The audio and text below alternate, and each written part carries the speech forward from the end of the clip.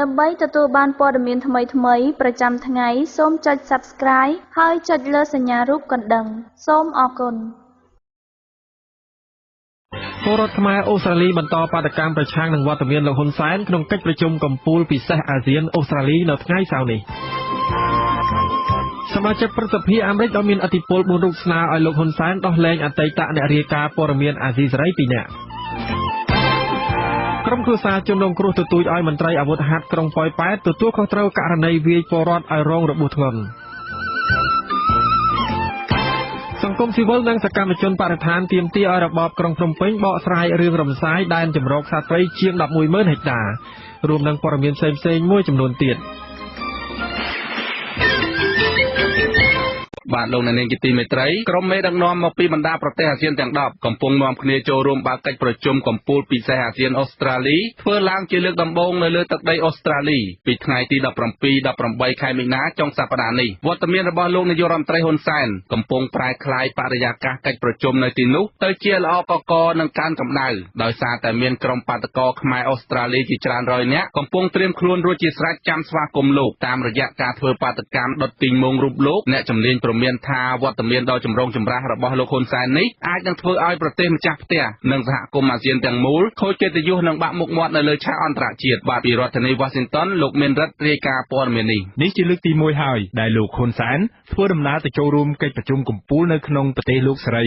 ក្រោយពេលដែលលោកបានសម្រេចដោយជោគជ័យរំលាយគណបក្សសង្គ្រោះជាតិបិទអង្គការសង្គមស៊ីវិលនិងប្រព័ន្ធផ្សព្វផ្សាយឯករាជ្យដំណើរទស្សនកិច្ចនេះក៏ជាលើកទី1ផងដែរក្រោយពេលដែលលោកហ៊ុនសែនត្រូវបានសហព័ន្ធភ្នាក់ងារចារកិច្ចអាមេរិកកាំងដែលជាបណ្ដុំភ្នាក់ងារចារកិច្ចចំនួន17ស្ថាប័នដែលក្នុងនោះរួមមានទាំងភ្នាក់ងារ CIA ផងបានដាក់លោកហ៊ុនសែនចូលក្នុងបញ្ជីខ្មៅនៃក្រុមមេដឹកនាំដែលបង្កការគំរាមកំហែងប្រចាំតំបន់អាស៊ីអាគ្នេយ៍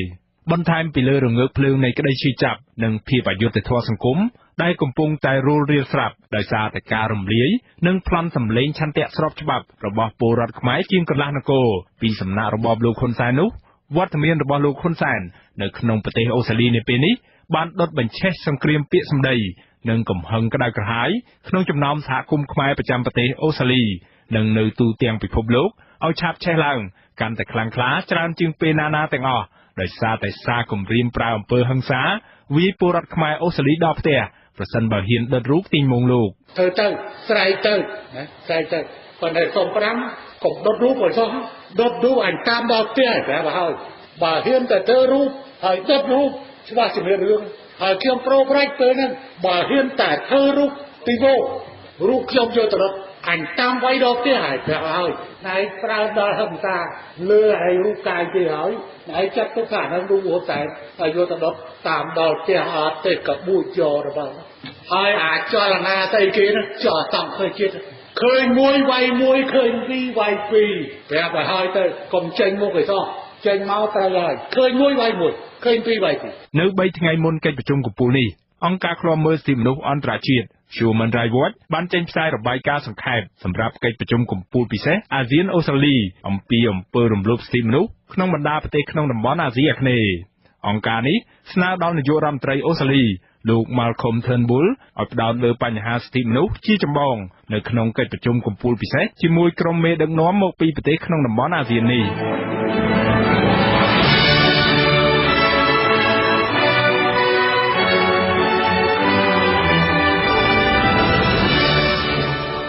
នាយិកាអង្គការឃ្លាំមើលសិទ្ធិមនុស្សអន្តរជាតិប្រចាំប្រទេសអូស្ត្រាលីអ្នកស្រី Ellen Pearson បានធ្វើការព្រមានថាការបរាជ័យរបស់ប្រទេសអូស្ត្រាលីក្នុងការលើកយកបញ្ហាកង្វល់នានា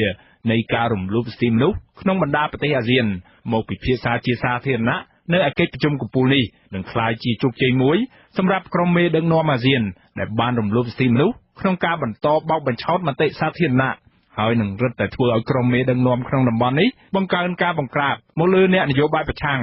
ចាប់អ្នកសារព័ត៌មានដាក់ពន្ធនាគារឬបំផ្លាញស្ថាប័នប្រជាធិបតេយ្យនៅក្នុងប្រទេសរបស់ខ្លួនអ្នកស្រី Ellen Pearson បញ្ជាក់ថាការលើកយកបញ្ហាពិបាលកិច្ចល្អលទ្ធិប្រជាធិបតេយ្យនិងការគោរពសិទ្ធិមនុស្សមកជជែកពិភាក្សាដោយផុសផុលមិនមែនមានន័យថាជាការផ្ដល់មេរៀនដល់ក្រុមមេដឹកនាំអាស៊ានទាំងនោះទេក៏ប៉ុន្តែគឺជាការពិភាក្សាយ៉ាងម៉ត់ចត់អំពីបញ្ហារំលោភបំពានសិទ្ធិមនុស្សធ្ងន់ធ្ងរដែលផ្ដល់សារៈសំខាន់សម្រាប់រដ្ឋាភិបាល និងពលរដ្ឋអាស៊ានទាំងមូល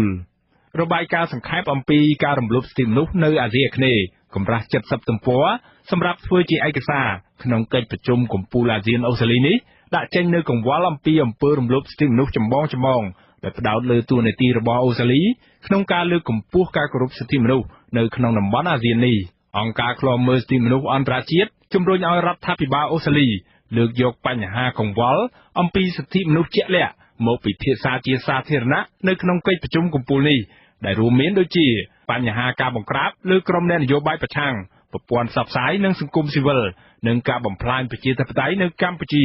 បញ្ហាក្រិតកម្មប្រឆាំងមនុស្សជាតិមកលើជនជាតិរ៉ូហីញ៉ានៅប្រទេសមីយ៉ាន់ម៉ាឬភូមានិងអំពើសម្លាប់មនុស្សក្រៅប្រព័ន្ធតុលាការនៅប្រទេសហ្វីលីពីនការរឹតបន្តឹងសិទ្ធិសេរីភាពនៃការបញ្ចេញមតិនៅក្នុងប្រទេសវៀតណាមថៃម៉ាឡេស៊ីនិងសិង្ហបុរីអ្នកស្រី Ellen Pearson បញ្ជាក់បន្ថែមថាអូស្ត្រាលីនឹងប្រព្រឹត្តនៅកំហុសដ៏ធ្ងន់ធ្ងរមួយក្នុងការមិនផ្ដោតលើសារៈសំខាន់នៃការគោរពបញ្ហាសិទ្ធិមនុស្សដោយសារតែភ័យខ្លាចថាខ្លួននឹងរុញច្រានឲ្យក្រុមមេដឹកនាំនៃបណ្ដាប្រទេសអាស៊ានទាំងនោះងាកទៅរកប្រទេសចិនកាន់តែខ្លាំងជាងមុនអ្នកស្រីបន្តថាការប្រកួតប្រជែងជាមួយចិននឹងក្លាយជាលទ្ធផលអាក្រក់បំផុតមិនមែនសម្រាប់តែប្រជាពលរដ្ឋតំបន់អាស៊ានប៉ុណ្ណោះទេក៏ប៉ុន្តែសម្រាប់ប្រទេសអូស្ត្រាលីខ្លួនឯងផងអ្នកស្រី Ellen Pearson គូបញ្ជាក់បន្ថែមថាកិច្ចប្រជុំកំពូលអាស៊ានអូស្ត្រាលីមិនគួរតែជាឱកាសមួយក្នុងការជួបជុំជាមួយក្រុមមេដឹកនាំផ្ដាច់ការទាំងនោះទេក៏ប៉ុន្តែគួរតែជាឱកាសមួយក្នុងការគៀបសង្កត់មេដឹកនាំទាំងនោះអំពីអំពើរំលោភសិទ្ធិមនុស្សធ្ងន់ធ្ងរនៅក្នុងប្រទេសរបស់ពួកគេបន្ថែមពីលើនេះអង្គការលើកលែងទោសអន្តរជាតិ Amnesty International កាលពីថ្ងៃទី14ខែមីនាបានចេញផ្សាយសេចក្តីថ្លែងការណ៍មួយជំរុញឲ្យរដ្ឋាភិបាលនៃក្រុមប្រទេសរដ្ឋសមាជិកអាស៊ានត្រូវផ្ដល់អាទិភាពដោះស្រាយបញ្ហាប្រឈមនានាដែលកំពុងតែកើនឡើងខ្លាំងមកលើក្រុមអ្នកការពារសិទ្ធិមនុស្សនៅទូទាំងតំបន់អាស៊ានទាំងមូលក្នុងរយៈពេល12ខែខាងមុខនេះប្រទេសចំនួន3នៅក្នុងតំបន់អាស៊ាននឹងរៀបចំការបោះឆ្នោតជាតិមួយដែលក្នុងនោះមានប្រទេសម៉ាឡេស៊ីកម្ពុជានិងប្រទេសថៃអង្គការនេះថា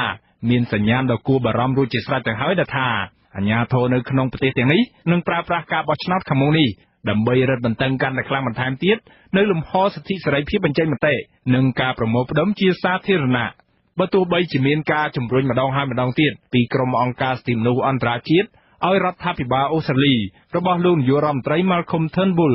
ឲ្យលើកយកបញ្ហារំលោភបំពានសិទ្ធិមនុស្សក្នុងក្រុមប្រទេសអាស៊ានទាំងនេះក៏ដោយក៏លោកសាស្ត្រាចារ្យបណ្ឌិតអៀសផលអ្នកវិភាគគោលនយោបាយការបរទេសមិនមានជំនឿទាល់តែសោះថារដ្ឋាភិបាលអូស្ត្រាលីនឹងហ៊ានលើកយកបញ្ហាសិទ្ធិមនុស្សនេះមកនិយាយជាមួយមេដឹកនាំនៃក្រុមប្រទេសទាំងនេះជាសាធារណៈនៅក្នុងកិច្ចប្រជុំកំពូលនេះឡើយលោកថារដ្ឋាភិបាលអូស្ត្រាលីកំពុងតែមានការចាប់អារម្មណ៍ខ្លាំងនឹងរឿងធ្វើជំនួញពាណិជ្ជកម្មមិនមែនបញ្ហាសិទ្ធិមនុស្សនោះទេលោកបញ្ជាក់ថានេះគឺជាពេលវេលាដ៏ល្អមួយសម្រាប់ប្រទេសអូស្ត្រាលីក្នុងការព្យាយាមបង្កើនអាជីវកម្មជាមួយក្រុមប្រទេសអាស៊ានក្នុងគោលដៅដើម្បីឲ្យក្រុមប្រទេសក្នុងប្លុកនេះទិញផលិតផលនាំចេញរបស់អូស្ត្រាលីនិងផ្សព្វផ្សាយអំពីផលិតផលអូស្ត្រាលីហើយថាព្រឹត្តិការណ៍នេះក៏គឺជារឿងកិត្យានុភាពជាតិមួយរបស់ប្រទេសអូស្ត្រាលីផងដែរម្យ៉ាងទៀតលោកថាប្រទេសអូស្ត្រាលីខ្លួនឯងដែលជាម្ចាស់ផ្ទះក៏មានកេរ្តិ៍ឈ្មោះមិនសូវល្អពាក់ព័ន្ធនឹងការរំលោភបំពានសិទ្ធិជនភៀសខ្លួនដោយសារតែប្រទេសនេះបានចុះកិច្ចព្រមព្រៀងបញ្ជូនជនភៀសខ្លួនដ៏ចម្រូងចម្រាសជាមួយកម្ពុជាកាលពីឆ្នាំ2014កន្លងទៅជាថ្នូវនឹងការផ្ដល់ទឹកប្រាក់ដល់កម្ពុជាជាង$40 លានអាមេរិកដែលកិច្ចព្រមព្រៀងនេះទទួលរងនឹងការរិះគន់និងថ្កោលទោសពីអន្តរជាតិយ៉ាងណាក៏ដោយកាសែត South China Morning Post របស់ចិនក្នុងអត្ថបទចុះផ្សាយថ្ងៃទី15ខែមីនាបានស្រង់ប្រសាសន៍អ្នកស្រី Julie Bishop រដ្ឋមន្ត្រីការបរទេសអូស្ត្រាលីដែលអ្នកស្រីបានបញ្ជាក់ថារបបក្រុងកង់បេរ៉ាមានបំណងនឹងដោះស្រាយបញ្ហាស្មុគស្មាញទាំងអស់នេះអ្នកស្រី Julie Bishop ថានេះគឺជាឱកាសមួយសម្រាប់អូស្ត្រាលីក្នុងការលើកយកបញ្ហាកង្វល់នានាមកពិភាក្សាដោយផ្ទាល់មុខជាមួយក្រុមមេដឹកនាំអាស៊ានពាក់ព័ន្ធនឹងគុណតម្លៃដែលអូស្ត្រាលីបានផ្សារភ្ជាប់ដើម្បីការពារនិងលើកកម្ពស់សិទ្ធិមនុស្សកាសែតដដែលនេះក៏បានស្រង់ប្រសាសន៍លោក John Blaxland នាយកវិទ្យាស្ថានអាស៊ីអាគ្នេយ៍នៃសាកលវិទ្យាល័យជាតិអូស្ត្រាលីដែលលោកថាលោកនឹងមិនរំពឹងទាល់តែសោះថានឹងមានលទ្ធផលគួរឲ្យភ្ញាក់ផ្អើលណាមួយនោះទេពីកិច្ចប្រជុំកំពូលនេះក៏ប៉ុន្តែលោកអះអាងថាកិច្ចប្រជុំកំពូលនេះស្ដែងឲ្យឃើញពីការផ្លាស់ប្ដូរដ៏សំខាន់មួយនៅក្នុងការផ្សារភ្ជាប់របស់អូស្ត្រាលី ជាមួយក្រុមប្រទេសក្នុងតំបន់អាស៊ានយ៉ាងណាក៏ដោយដោយមើលឃើញពីសន្ទុះពុះកញ្ជ្រោលនៃទឹកចិត្តនិងចំហដ៏មោះមុតមិនរួញរារបស់ពលរដ្ឋខ្មែរអូស្ត្រាលីក្នុងការចូលរួមធ្វើបាតកម្មប្រឆាំងនឹងវត្តមានលោកផ្ដើមចេញពីសារដ៏ហិង្សាតាមវាយដល់ផ្ទះដ៏ចម្រូងចម្រាសនេះ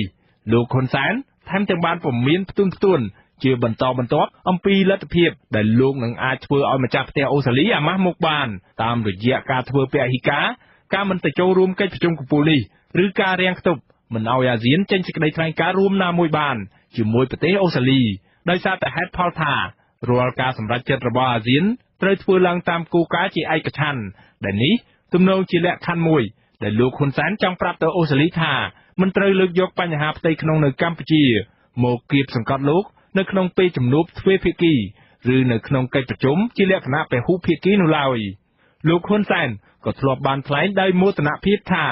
វត្តមានរបស់លោកនៅក្នុងកិច្ចប្រជុំកំពូលនេះគឺជាកិត្តិយសដ៏ធំមួយសម្រាប់រដ្ឋាភិបាលអូស្ត្រាលីដែលរដ្ឋាភិបាលអូស្ត្រាលីគួរតែអរគុណលោកទៅវិញទេហើយដូច្នេះហើយលោកថារដ្ឋាភិបាលអូស្ត្រាលីត្រូវតែទទួលខុសត្រូវពីវត្តមានរបស់លោកនៅអូស្ត្រាលីនេះប៉ុន្តែខ្ញុំទៅប្រទេសអូស្ត្រាលី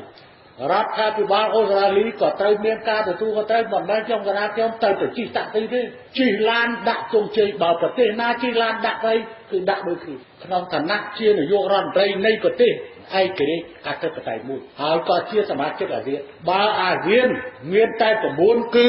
មិនហៅថាអាស៊ានទេហើយបើសិនជាអាស៊ានកម្ពុជាប្រឆាំងចំទាស់នឹងការចេញសេចក្តីរាយការណ៍ណាមួយខុសវាទៅមិនរួចដែរ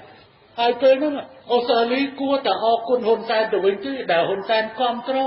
អ្នកវិភាគគោលនយោបាយការបរទេសលោកសាស្ត្រាចារ្យបណ្ឌិតអៀសផលប្រាប់អាស៊ីសេរីតាមសារអេឡិចត្រូនិកថាប្រសិនបើលោកហ៊ុនសែនហ៊ានរាំងខ្ទប់មិនឲ្យអាស៊ានចេញសេចក្តីថ្លែងការណ៍រួមណាមួយជាមួយអូស្ត្រាលីក្នុងអំឡុងពេលកិច្ចប្រជុំកំពូលពិសេសអាស៊ានអូស្ត្រាលីពលគឺដោយអ្វីដែលលោកហ៊ុនសែនធ្លាប់បានធ្វើកាលពីឆ្នាំ2012និងឆ្នាំ2016នៅក្នុងកិច្ចប្រជុំកំពូលអាស៊ានកន្លងទៅដើម្បីផ្ដល់ផលប្រយោជន៍ដល់ចិនពាក់ព័ន្ធនឹងចំនួនដណ្ដើមប្រជុំកោះដរ៉ាំរ៉ៃនៅសមុទ្រចិនខាងត្បូងនោះលោកហ៊ុនសែននឹងបំផ្លាញកិត្តិយសរបស់អាស៊ានទាំងមូលហើយពេលនោះរបបលោកហ៊ុនសែននឹងក្លាយជារបបមួយដែលគ្មានប្រទេសណារាប់រកឡើយដោយឡែកសម្រាប់អ្នកសិក្សាស្រាវជ្រាវប្រចាំវិទ្យាស្ថានសិក្សាអំពីតំបន់អាស៊ីអាគ្នេយ៍របស់សង្ហបុរីលោកបណ្ឌិតឈៀងវណ្ណរិទ្ធវិញលោកយល់ថា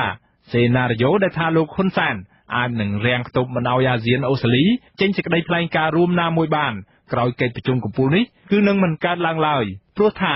អូស្ត្រាលីទំនងជានឹងមិនយកបញ្ហាកម្ពុជាទៅនិយាយជាលក្ខណៈពហុភាគីនោះទេអញ្ចឹងទេអត់មានហៅថាប្រតិកម្មណាមួយពីកម្ពុជាក្នុងការវេតូឬក៏ទប់មិនឲ្យចេញនៅសេចក្តីថ្លែងការណ៍រួមណាមួយរវាងអូស្ត្រាលីនិងអាស៊ាននោះទេហើយខ្ញុំគិតថានៅក្នុងវិស័យការបរទេសវិស័យការទូតយើងមិនត្រូវប្រើអារម្មណ៍ដើម្បីនឹងឆ្លើយតប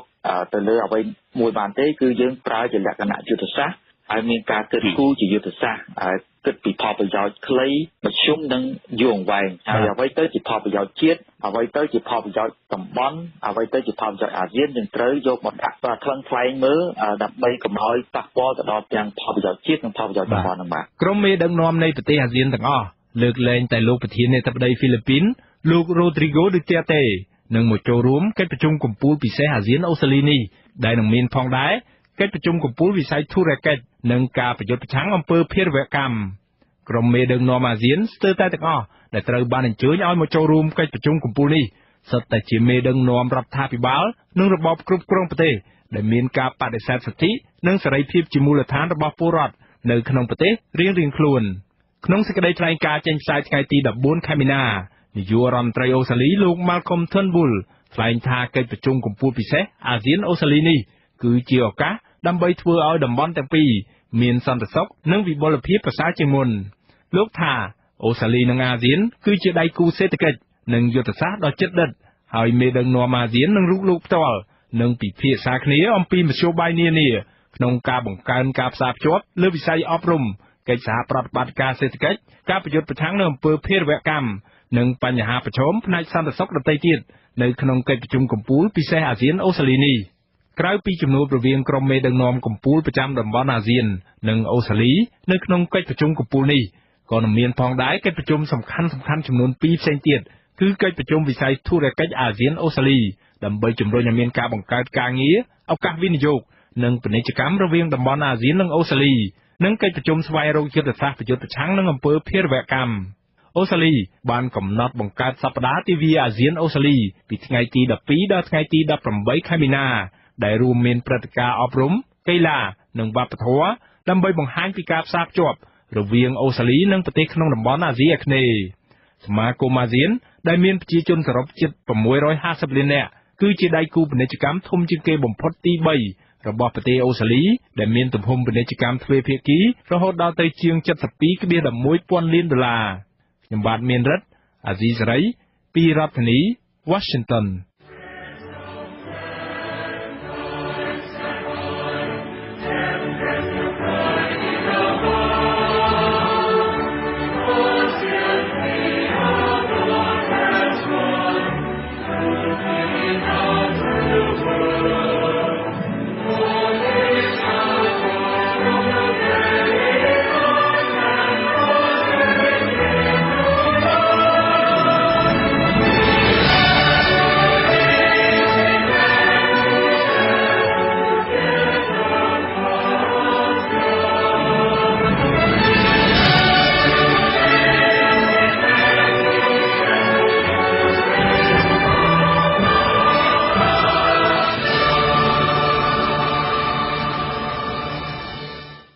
មកលោកនាងជាទីមេត្រីពលរដ្ឋដែលរស់នៅឃុំពីធ្នូស្រុកស្នូលខេត្តក្រចេះត្អូញត្អែពីវិបត្តិសេដ្ឋកិច្ចគ្រួសារកំពុងធ្លាក់ដុនដាបដោយសារអាជ្ញាធររបបលោកហ៊ុនសែនបានដុតផ្ទះពួកគាត់អស់ជាច្រើនខ្នងនិងកាប់បំផ្លាញផលដំណាំរបស់ពួកគាត់រីឯដីស្រែចម្ការរបស់ពួកគាត់ធ្លាប់កាន់កាប់ក៏ត្រូវក្រុមហ៊ុនដែលទទួលបានដីសម្បត្តិសេដ្ឋកិច្ចដកហូតបង្កឲ្យពួកគាត់គ្មានទីកន្លែងជ្រកកោនហើយអ្នកខ្លះបានរត់គេចខ្លួនទៅសំងំជ្រកកោននៅផ្ទះបងប្អូនមួយរយៈព្រោះខ្លាចអាជ្ញាធរចាប់ខ្លួនបាទពីរដ្ឋធានី Washington លោកសនច័ន្ទរដ្ឋារាយការណ៍ព័ត៌មាននេះការប៉ះទង្គិចគ្នារវាងអាជ្ញាធរប្រដាប់អាវុធនិងប្រជាពលរដ្ឋជាង200នាក់កាលពីថ្ងៃទី8ខែមីនាកំពុងក្លាយជាប្រធានបទក្តៅជាអត្តពលអាក្រក់ដល់ជីវភាពប្រជាពលរដ្ឋនិងការភ័យខ្លាចពីការគំរាមចាប់ខ្លួនពីសំណាក់អាជ្ញាធរប្រជាពលរដ្ឋដែលមានវិវាទដីធ្លីទៅនោះមិនឲ្យងើបតវ៉ាជាថ្មីជាពិសេសគឺការរឹតបន្តឹងសេរីភាពរបស់ពួកគេនៅក្នុងការផ្តល់ព័ត៌មានដល់ប្រព័ន្ធផ្សព្វផ្សាយជាដើមប្រជាពលរដ្ឋដែលគេចផុតពីក្របកំភ្លើងនៅក្នុងការបង្ក្រាបដោយហិង្សារបស់សមត្ថកិច្ចថ្លែងសុំមិនបញ្ចេញឈ្មោះឲ្យដឹងនៅថ្ងៃទី12ខែមីនាថា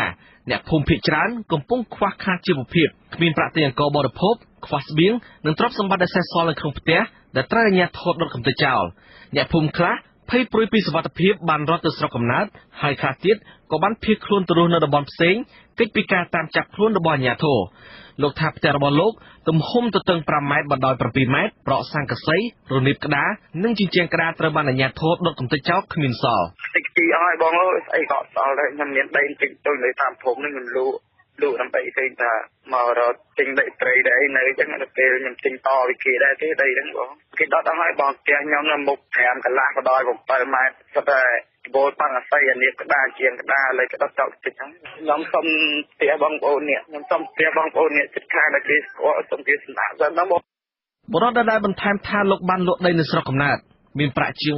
$3,000បានមកទិញដីនៅតំបន់នោះចំនួន4ហិកតាកាលពីឆ្នាំ2014ដើម្បីធ្វើកសិកម្មចិញ្ចឹមជីវិតតែផ្ទុយទៅវិញដីរបស់ពួកគេត្រូវបានគេដកហូតរីឯផ្ទះសម្បែងត្រូវគេដុតកំទេចចោលហើយបច្ចុប្បន្នលោកនិងក្រុមគ្រួសារសល់តែខ្លួនទទេចិញ្ចឹមកូន3នាក់ទៀត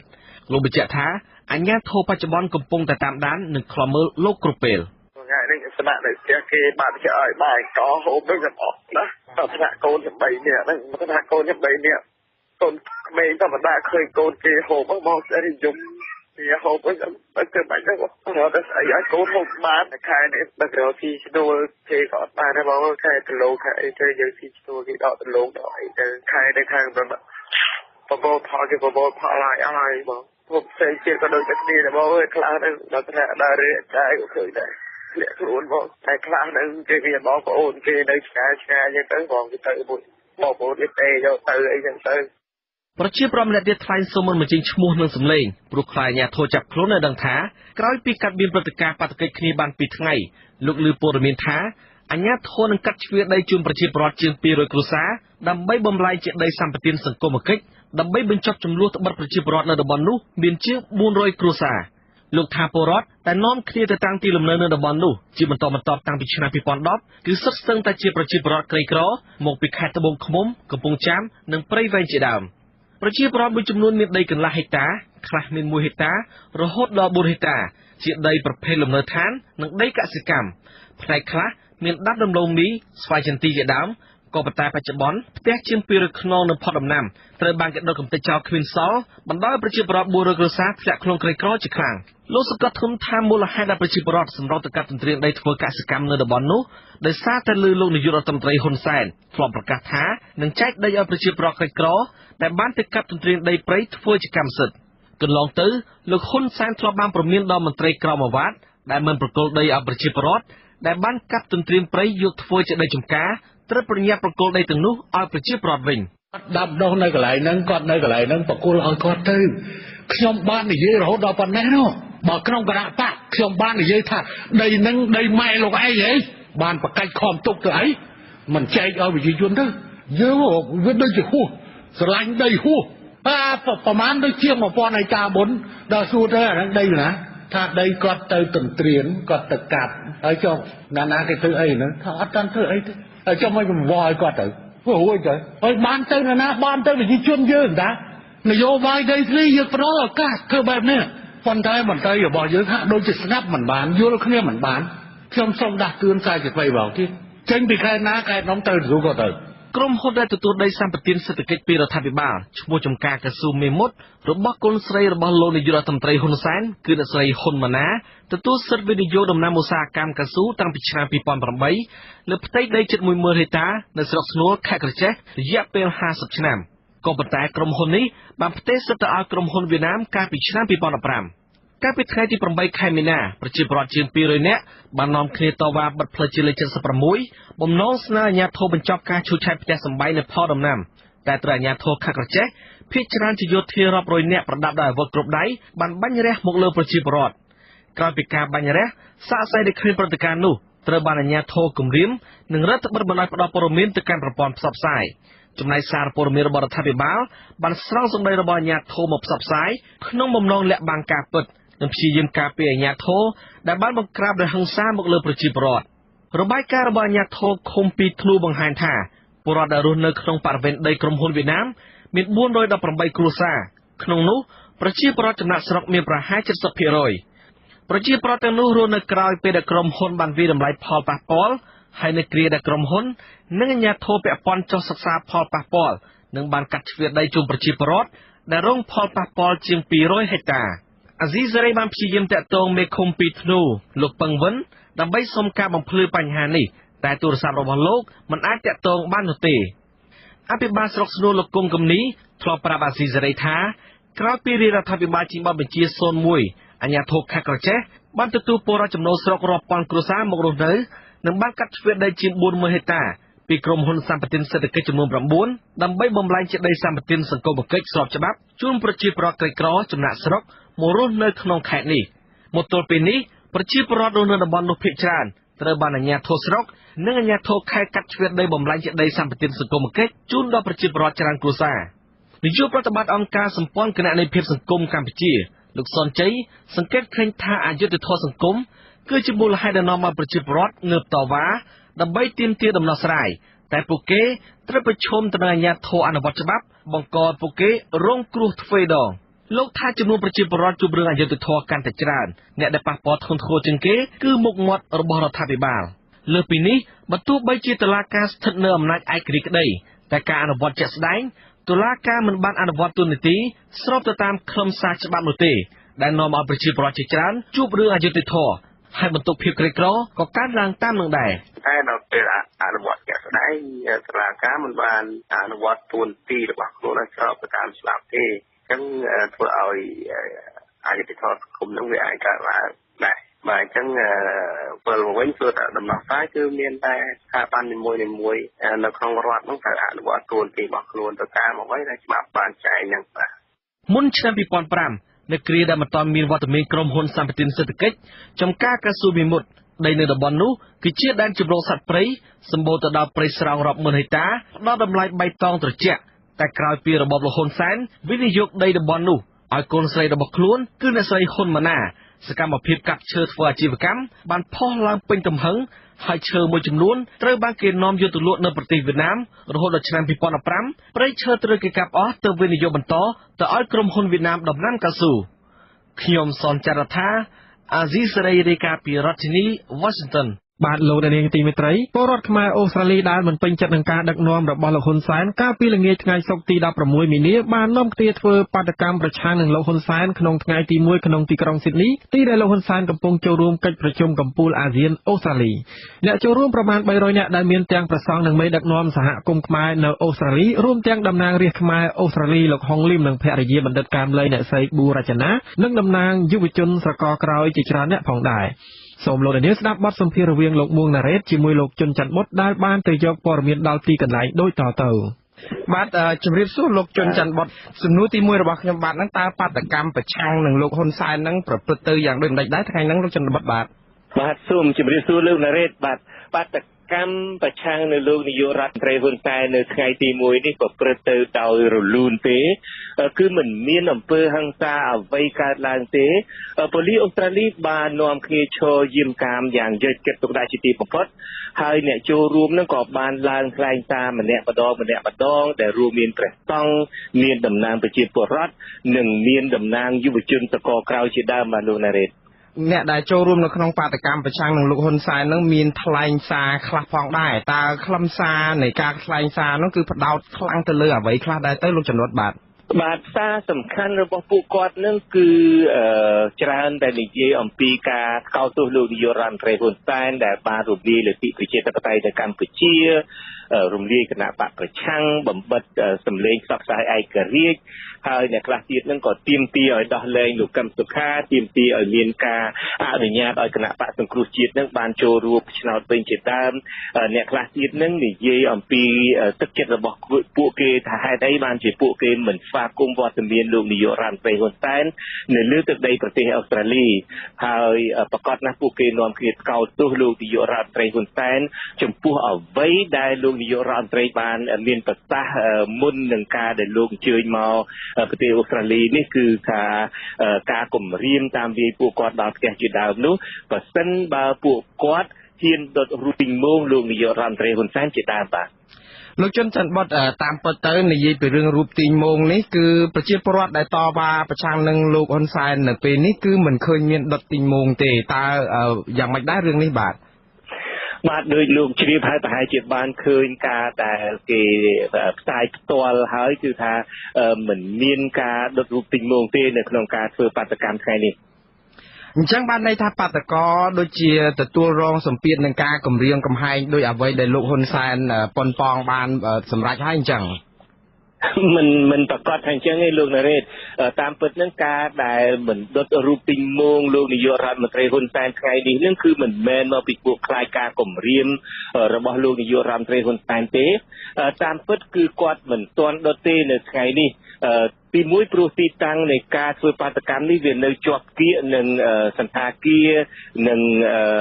ភោជនីយដ្ឋានហើយម្យ៉ាងទៀតនោះគឺធ្វើនៅក្នុងសួនច្បារដែលមានមនុស្សដើរកម្សាន្តច្រើនផងនៅថ្ងៃស្អែកដែលជាថ្ងៃបាតកម្មមានទ្រង់ទ្រាយធំពួកគេមានផែនការនឹងដុតរូបទីងមងលោកនាយករដ្ឋមន្ត្រីហ៊ុនសែនដោយតែពួកគេបានគ្រោងទុកហើយបើតាមតំណែងមកថាប្រហែលជានឹងមានការធ្វើពិធីហែមឈូសដែលគេឧបកិច្ចថាជាមឈូសរបស់លោកនាយករដ្ឋមន្ត្រីហ៊ុនសែនផងបាទលោកជុនច័ន្ទបុតបើសិនជាខាងក្រុមបាតកោលោកបានធ្វើបាតកម្មនៅឯលោករាយការណ៍មកថានៅសួនច្បារក្បែរសន្តាគារតើសន្តាគារហ្នឹងគឺជាកន្លែងទីដែលលោកនាយករដ្ឋមន្ត្រីហ៊ុនសែនស្នាក់នៅឬក៏យ៉ាងដូចម្ដេចហើយបើសិនជាលោកបើធ្វើបាតកម្មនៅហ្នឹងតើបាតកោទាំងនោះគិតថាលោកហ៊ុនសែនបានឃើញការដែលធ្វើបាតកម្មប្រឆាំងគាត់នោះទេមើលទៅបាទលោកដារីតាមពិតទៅក្រុមបាតកោដែលប្រឆាំងនឹងលោកហ៊ុនសែនមិនប្រកាសថាសន្តាគារនេះជាសន្តាគារដែលជាទីតាំងស្នាក់នៅរបស់លោកនាយករដ្ឋមន្ត្រីហ៊ុនសែន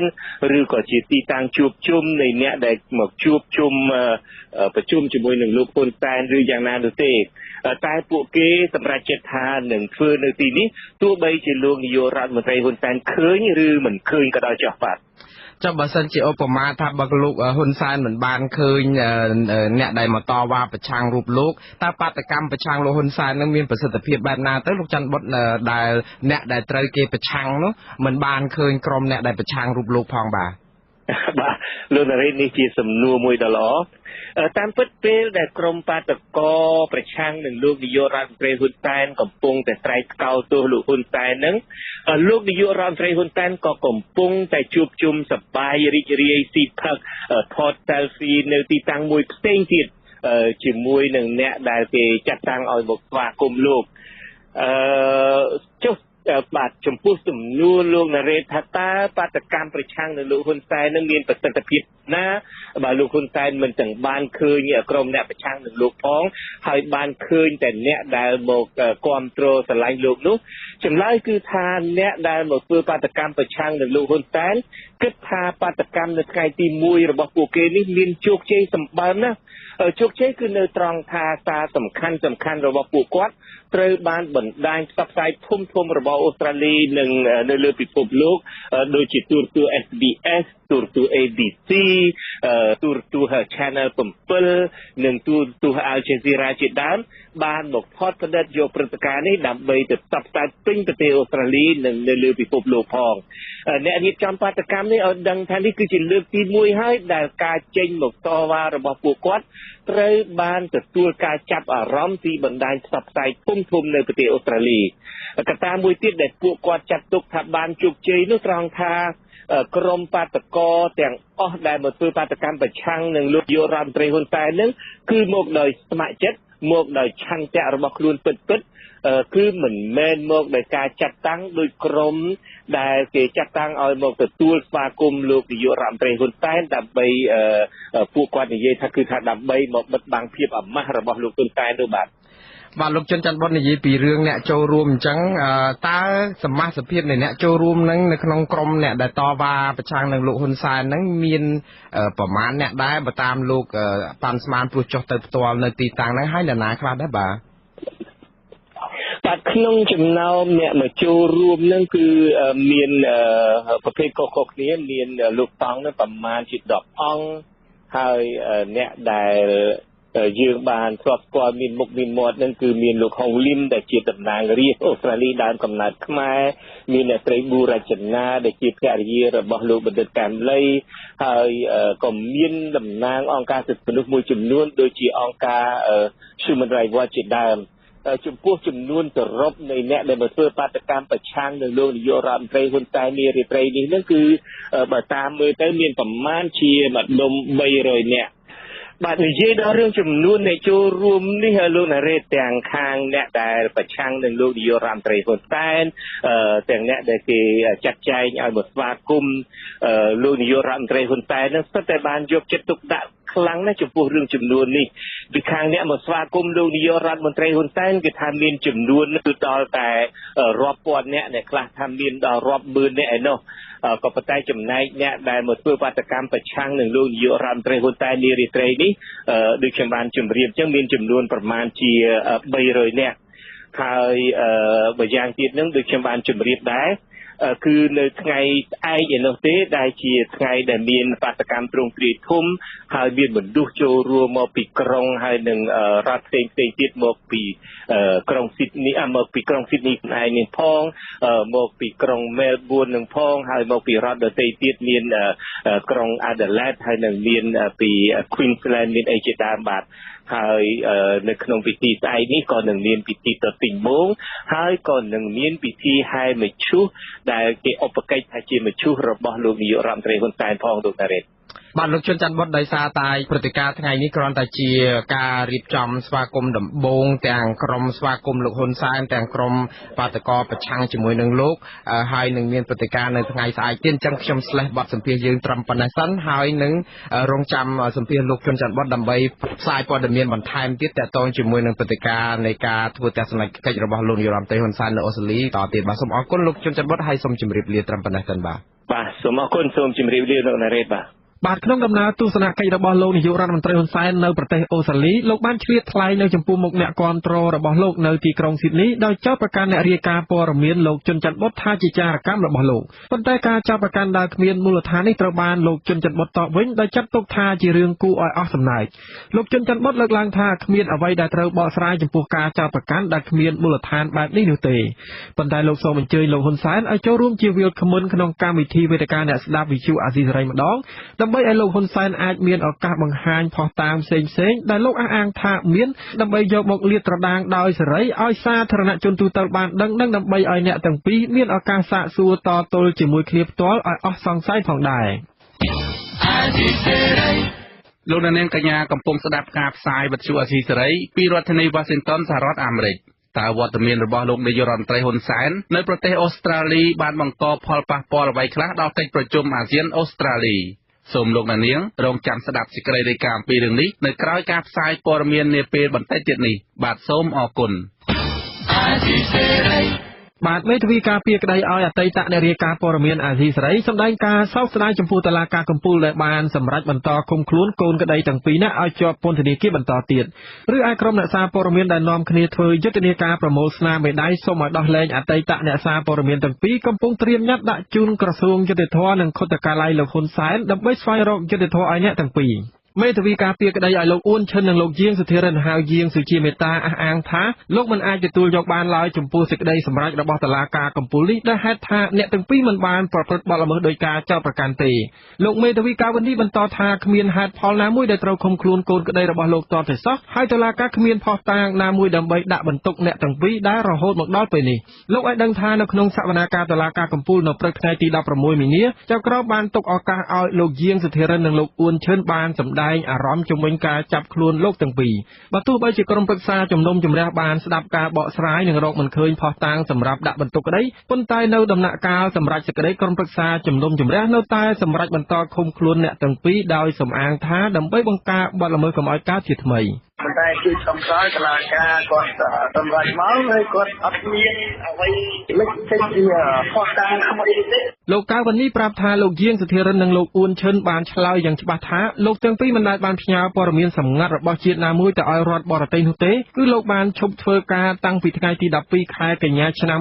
2017នៅពេលដែលវិទ្យុអាស៊ីសេរីរងសម្ពាធបង្ខំចិត្តឲ្យបិទការិយាល័យនៅភ្នំពេញមកម្ល៉េះលោកមេធាវីបន្តថាក្នុងពេលដែលតុលាការផ្ដល់ឱកាសឲ្យកូនក្តីទាំងពីរបំភ្លឺនៅក្នុងសវនាការលោកយាងសុធិរិនទាមទារឲ្យតុលាការដោះលែងរូបលោកព្រោះលោកបានផ្ដល់លេខកូដសម្ងាត់ទូរស័ព្ទដៃ Facebook និង Email ឲ្យសមត្ថកិច្ចអស់ហើយប៉ុន្តែរកមិនឃើញភស្តុតាងថាលោកបានបញ្ជូនព័ត៌មានសម្ងាត់ឲ្យរដ្ឋបរទេសដោយការចោទប្រកាន់នោះទេលោកក៏បានប្រកល់លិខិតឆ្លងដែនឲ្យតុលាការបន្ថែមទៀតជៀសវាងការសង្ស័យថាលោកមានចេតនាលួចរត់ចេញក្រៅប្រទេសចំណែកលោកអ៊ួនឈិនអះអាងថាបន្ទប់ជួលនៅក្នុងផ្ទះសំណាក់ដែលសមត្ថកិច្ចចាប់ខ្លួនលោកធ្វើឡើងដើម្បីបើកជាបន្ទប់ច្រៀងលក្ខណៈគ្រួសារក្រោយពីលោកបានលាឈប់ពីវិទ្យុអាស៊ីសេរីពាក់ព័ន្ធបទចោទដ៏ធ្ងន់ធ្ងរសម្រាប់អតីតបុគ្គលិកវិទ្យុអាស៊ីសេរីទាំងពីរនេះក្រុមអ្នកសារព័ត៌មានក្នុងស្រុកខ្លះកំពុងប្រមូលស្នាមមេដៃពលរដ្ឋតាមប្រព័ន្ធអ៊ីនធឺណិតនិង Facebook ដើម្បីយកទៅជូនក្រសួងយុតិធធម៌និងខុទ្ទកាល័យលោកហ៊ុនសែនស្នើសុំឲ្យមានការដោះលែងអ្នកទាំងពីរ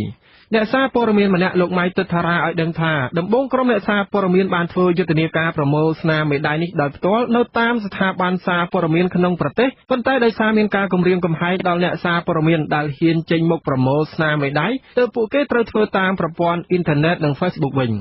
នៅពេលធ្វើយុទ្ធនាការប្រមូលស្នាមមេដៃតាមប្រព័ន្ធអ៊ីនធឺណិតលោកម៉ៃទិដ្ឋារាបន្តថាអ្នកសារព័ត៌មានចាស់ៗជាច្រើនដែលមាននិន្នាការគាំទ្រគណៈបកកាន់អំណាចមិនបានចូលរួមជ្រោមជ្រែងជួយអ្នកសារព័ត៌មានដូចគ្នាទេប៉ុន្តែពួកគេបានចេញមុខរារាំងដាក់បន្ទុកនិងបំផិតបំភ័យថាពួកគេជួយមនុស្សខិលខូចទៅវិញ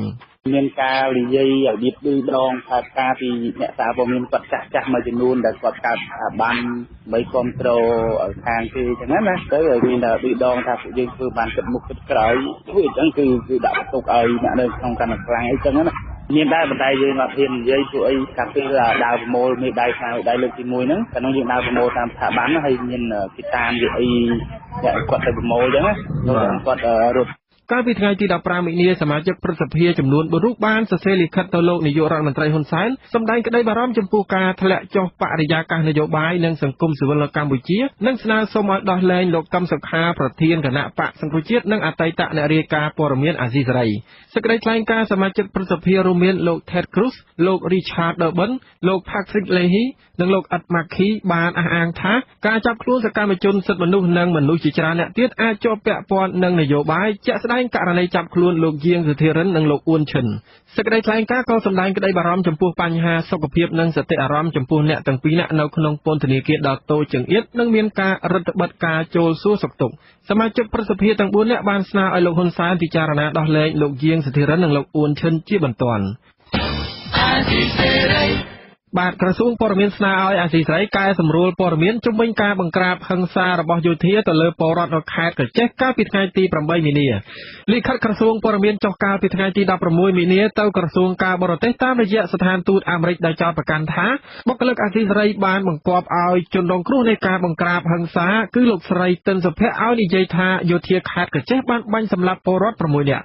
កាលពីថ្ងៃទី8មីនាក្រោយការបង្ក្រាបហិង្សាបណ្ដាលឲ្យពលរដ្ឋរបួសធ្ងន់និងស្រាលចំនួន3នាក់នោះអ្នកស្រីតិនភ័ក្រនិងមន្ត្រីសិទ្ធិមនុស្សអះអាងប្រាប់អាស៊ីសេរីថាមានមនុស្សស្លាប់6នាក់ប៉ុន្តែមួយថ្ងៃក្រោយមកអ្នកស្រីតិនភ័ក្របានប្រាប់បណ្ដាញឃោសនារបស់លោកហ៊ុនសែននិងព្រះរាជអាជ្ញាខេត្តដែលអមដោយវត្តមានប៉ូលីសថាគ្មានពលរដ្ឋស្លាប់ក្នុងការបង្ក្រាបហិង្សានោះទេអាស៊ីសេរីមិនអាចចុះទៅសង្កេតដល់ទីកន្លែងកើតហេតុដើម្បីស្វែងរកការពិតបាននោះទេដោយសារតែរបបលោកហ៊ុនសែនបានរដ្ឋបិទសិទ្ធិសេរីភាពផ្នែកសារព័ត៌មានចំណែកឯមន្ត្រីសិទ្ធិមនុស្សនិងអង្គការសហប្រជាជាតិត្រូវបានអាជ្ញាធរខេត្តហាមឃាត់មិនឲ្យចុះស៊ើបអង្កេតដល់ទីកន្លែងដែលមានការចោទប្រកាន់ថាពលរដ្ឋត្រូវបានអាជ្ញាធរបាញ់សម្លាប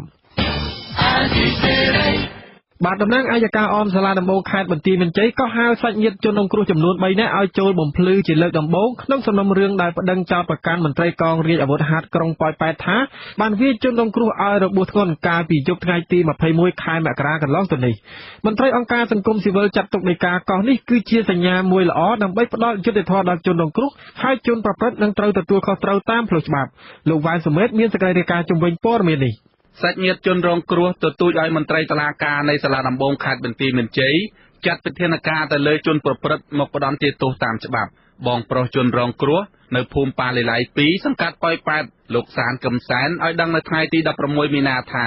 មូលហេតុដែលលោកប្តឹងរកយុត្តិធម៌លើសំណុំរឿងនេះដោយសារអត់ទ្រាំនឹងការគំរាមកំហែងនិយាយឌឺដងដល់ក្រុមគ្រួសារលោកពីសំណាក់មន្ត្រីកងរាជអាវុធហត្ថក្រុងប៉ោយប៉ែតមិនបានលោកអះអាងទៀតថាលោកបានត្រៀមខ្លួនរួចជាស្រេចដើម្បីចូលទៅបំភ្លឺដល់តំណាងអัยការនៃសាលាដំបងខេត្តបន្ទាយមានជ័យតាមដីកាកោះនៅថ្ងៃទី20ខែមិនិនាខាងមុខគឺនិយាយទៅខ្ញុំអត់ស្គាល់ថាឲ្យគាត់នឹងបានកម្រិតណាទេបងសំខាន់តែគាត់មានចិត្តទទួលខុសត្រូវលើបងអញ្ចឹងឥឡូវបងខ្ញុំឥឡូវវាធ្វើការអត់ការតាមពីដើមមកបានវាណែគ្រូតាហ្នឹងបានវាមួយបានជួយគ្រូតាព្រោះខ្ញុំមានគ្រូតាអញ្ចឹងណាបងអញ្ចឹងខ្ញុំនៅទេខ្ញុំអត់អាចជួយម៉ែឪខ្ញុំបានទៀតទេអញ្ចឹងមានមួយវាថ្ងៃវាធ្វើការមួយថ្ងៃបានបាក់ព្រាលថ្ងៃណាទៅបាន50000អញ្ចឹងទៅបានជួយគ្រូតាដល់ពេលវាចឹងទៅវាលុយណាជួយគ្រូតាទេបងលោកសានកឹមសែនរៀបរាប់ឲ្យដឹងថាកាលពីយប់ថ្ងៃទី21មករាមានការឆ្លុះប្រកែកគ្នារវាងរូបលោកនិងក្រុមអ្នករៀបចំកម្មវិធីប្រគំតន្ត្រីរបស់ស្រាបៀរកម្ពុជានៅក្រុងប៉ោយប៉ែតដោយសារតែការយល់ច្រឡំគ្នាលោកបន្ថែមទៀតថាក្រោយមកមន្ត្រីកងរាជអាវុធហត្ថក្រុងប៉ោយប៉ែតប្រមាណ10នាក់ក៏បានចូលទៅបង្ក្រាបដោយសមត្ថកិច្ចបានវាយរូបលោករហូតដល់សន្លប់ហើយភ្លាមនោះប្អូនប្រុសរបស់លោកឈ្មោះសានកឹមសានអាយុ23ឆ្នាំក៏មកជួយឃាត់ស្រាប់តែមន្ត្រីកងរាជអាវុធហត្ថក៏បានចាប់ប្អូនលោកទាត់ធាក់ហើយឈូសនឹងស្បែកជើងជាច្រើនជើងបណ្ដាលឲ្យដាច់ពោះវៀនធ្លាយជា3កំណាត់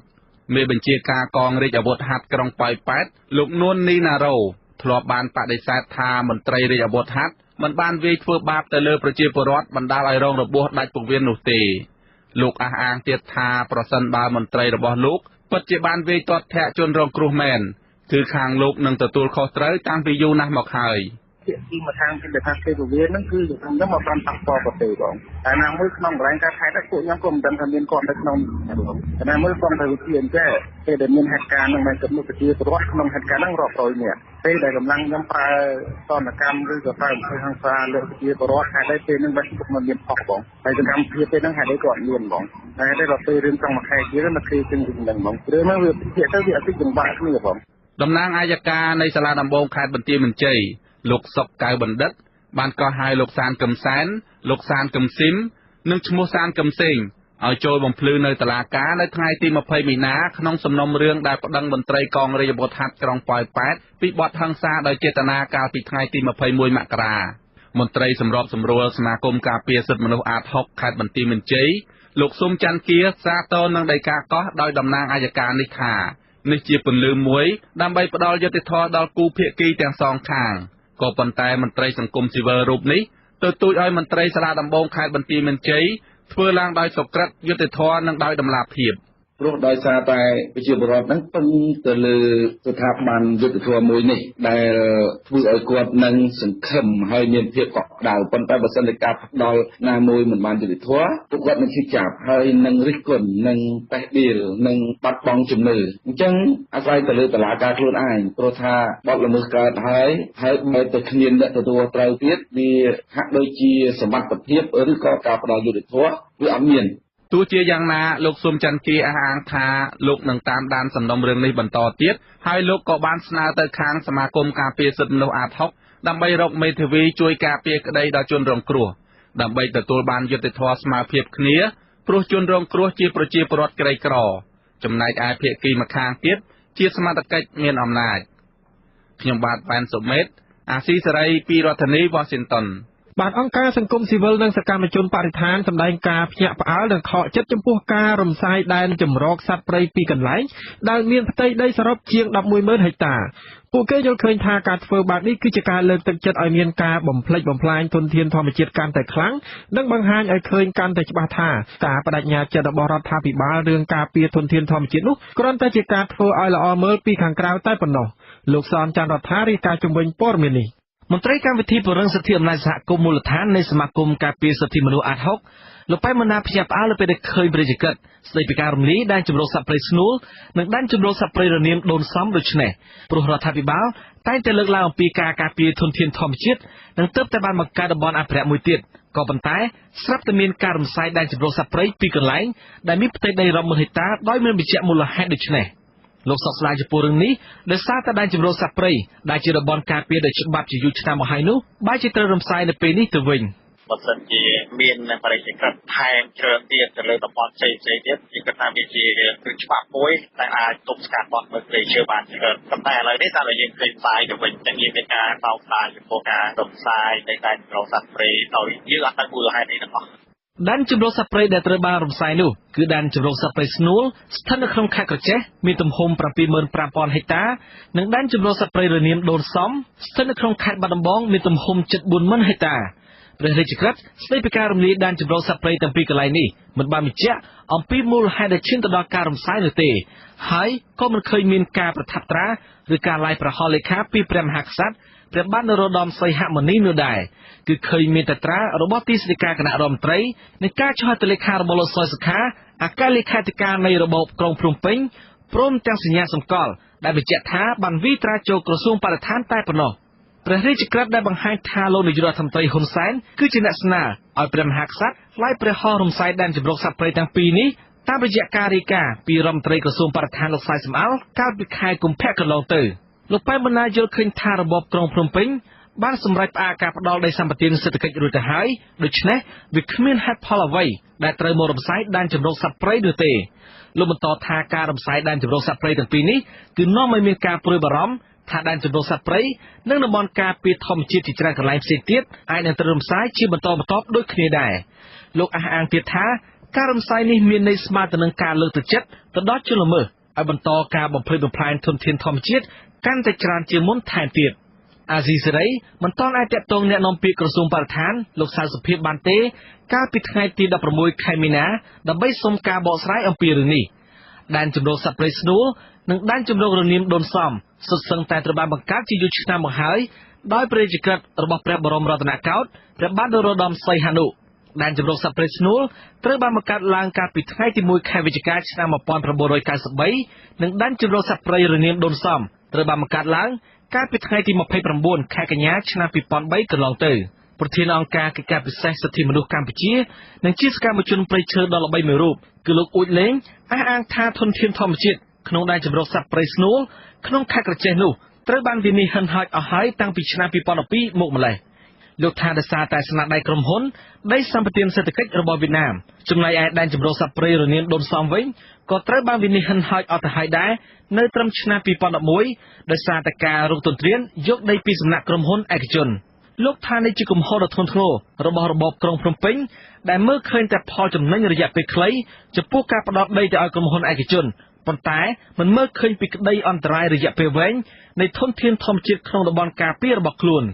ខ្ញុំមានការព្រួយបារម្ភអំពីតំបន់ការពារទាំងពីរនេះបន្ទាប់ពីទៅរំលាយហើយគឺធ្លាក់ទៅលើដៃខាងក្រុមហ៊ុនឯកជនឬក៏អុកញ៉ាអ្នកមានអំណាចជាមិនខានទេឬមួយក៏ជាកម្មវត្ថុដើម្បីបំលែងដីនោះទៅជាសម្បត្តិសេដ្ឋកិច្ចសង្គមគិច្ចដើម្បីចង់បាននូវការគ្រប់គ្រងពីប្រជាពលរដ្ឋក្រីក្រតទៅទៀតនៅក្នុងការគ្រប់គ្រងអំណាចរបស់រដ្ឋាភិបាលបាទម្ចាស់ពានរង្វាន់វីរៈជនបរិស្ថានពិភពលោករូបនេះអះអាងថាសប្តាហ៍ថ្ងៃនេះមានតំបន់ការពារធម្មជាតិជាច្រើនផ្សេងទៀតក៏កំពុងរងការវិនិច្ឆ័យហិនហោចដោយដែនជម្រកសត្វព្រៃស្នួលនិងដែនជម្រករនាមដូនសំដែរហើយទៅថ្ងៃខាងមុខប្រហែលជានឹងមានការរំសាយដូចគ្នានេះផងដែរលោកអះអាងថាលោកមិនគ្រប់គ្រងដាច់ខាតចំពោះវិធានការបែបនេះបើទោះបីជាតំបន់អភិរក្សទាំងនោះត្រូវបានវិនិច្ឆ័យហិនហោចយ៉ាងណាក្តីផ្ទុយទៅវិញលោកជំរុញឲ្យរបបលោកហ៊ុនសែនដកហូតដីសម្បត្តិពីក្រុមហ៊ុនឯកជនមកវិញហើយតម្រូវឲ្យពួកគេទទួលខុសត្រូវចំពោះការបំផ្លិចបំផ្លាញធនធានធម្មជាតិក្នុងតំបន់ទាំងនោះតាមរយៈចម្រាត់ការតាមផ្លូវច្បាប់និងការជួសជុលការខូចខាតទាំងស្រុងចំណែកស្ថាបនិកអង្គការមេដាធម្មជាតិលោក Alejandro Gonzalez Davidson ក៏អះអាងដូចគ្នាថាទាំងដែនជម្រកសត្វព្រៃស្នួលនិងដែនជម្រកសត្វព្រៃរនាមដូនសំបានរងការបំផ្លិចបំផ្លាញការទន្ទ្រានយកដីនិងការផ្ដោតដីសម្បត្តិឲ្យក្រុមហ៊ុនឯកជនអស់រយៈពេលជាច្រើនឆ្នាំមកហើយរហូតដល់តំបន់ការពារទាំងពីរនេះត្រូវវិនិច្ឆ័យហិនហោចខ្ទេចខ្ទីទៅហើយលោកយល់ឃើញថាការរំសាយដែនជម្រកសត្វព្រៃទាំងពីរនេះគឺជាវិធានការពារឧក្រិដ្ឋជនដែលបានបំផ្លិចបំផ្លាញតំបន់ទាំងនោះឲ្យបានរួចខ្លួនពីសំណាញ់ច្បាប់តែប៉ុណ្ណោះនៅពេលដែលអ្នកមានអំណាចគប់ខិតគ្នាជាមួយអាជ្ញាធរដើម្បីទទួលសិទ្ធិវិនិយោគនៅក្នុងតំបន់ដែលគេការពារដូចជាក្រោមលេខថាដីសម្បត្តិសេដ្ឋកិច្ចហើយឃើញរដ្ឋាភិបាលថ្នាក់ជាតិរំលាយដែនជម្រកសត្វព្រៃនោះខ្ញុំថាអាហ្នឹងដូចជាប្រៀបទៅនឹងផ្ដល់ភ្លើងខៀវឲ្យមានការបំផ្លាញធនធានធម្មជាតិបន្តបន្ទាប់ហើយក៏វាផ្ដល់ភ្លើងខៀវឲ្យអ្នកដែលពាក់ព័ន្ធនឹងរឿងហ្នឹងរួចខ្លួនភាសាទៀតកុំឲ្យមានបញ្ហាទាក់ទងនឹងតុលាការឯងសកម្មជនការពារបរិស្ថានជនជាតិអេស្ប៉ាញរូបនេះអះអាងថាលោកគ្មានជំនឿទៅលើអាជ្ញាធរនៃរបបលោកហ៊ុនសែនបច្ចុប្បន្នថាអាចទប់ស្កាត់បទល្មើសធនធានធម្មជាតិក្នុងតំបន់ការពារឲ្យមានប្រសិទ្ធភាពបាននោះឡើយដោយសារតែពួកគេភាគច្រើនសុទ្ធសឹងតែមានជាប់ពាក់ព័ន្ធទៅនឹងបទល្មើសព្រៃឈើលោកយល់ឃើញថាបើការអនុវត្តច្បាប់ចំពោះបទល្មើសធនធានធម្មជាតិមានតែនៅលើបបោមាត់ឬលើក្រដាសដោយសពថ្ងៃទៀតនោះតំបន់ការពារធនធានធម្មជាតិជាច្រើនកន្លែងផ្សេងទៀតក៏នឹងមានវាសនាដោយដែនជម្រកសត្វព្រៃស្នួលនិងដែនជម្រកសត្វព្រៃរនាមដូនសំនេះជាក់ជាមិនខានខ្ញុំសនចន្ទថាអាស៊ីសេរីរាយការណ៍ពីរដ្ឋធានី Washington លោកនាង